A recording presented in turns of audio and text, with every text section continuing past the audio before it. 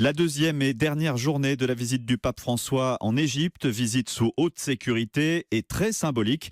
Le pape a deux objectifs, favoriser le dialogue avec l'islam et apporter son soutien aux chrétiens d'Orient. Sa visite est accueillie favorablement sur place. Reportage de l'envoyé spécial d'Europe 1 au Caire, Virginie Riva.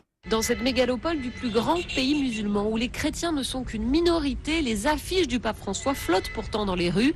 Venu en messager de paix et de fraternité, sa visite est bien perçue.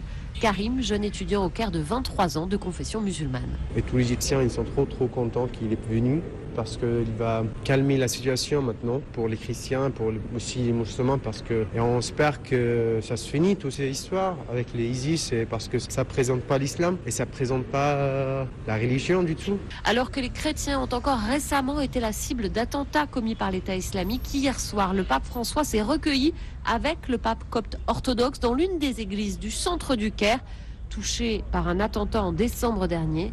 Une consolation pour Boula, ce jeune copte orthodoxe de 30 ans. Le fait qu'il maintienne son voyage en Égypte quelques semaines après les attaques terroristes et que ça ne l'effraie pas, je pense que c'est un vrai message à tous les Égyptiens pour dire que le monde entier nous soutient contre le terrorisme. Et ce trentenaire ajoute qu'il rêve surtout de trouver du travail et que son pays accueille de nouveau des touristes. Le voyage du pape est pour tous un signal positif dans un pays qui vit sous la pression de l'État islamique dans les conflits voisins, asphyxié économiquement. Le Caire, Virginie Riva, Europe 1. Et le pape conclura sa visite tout à l'heure en célébrant une messe dans la banlieue du Caire.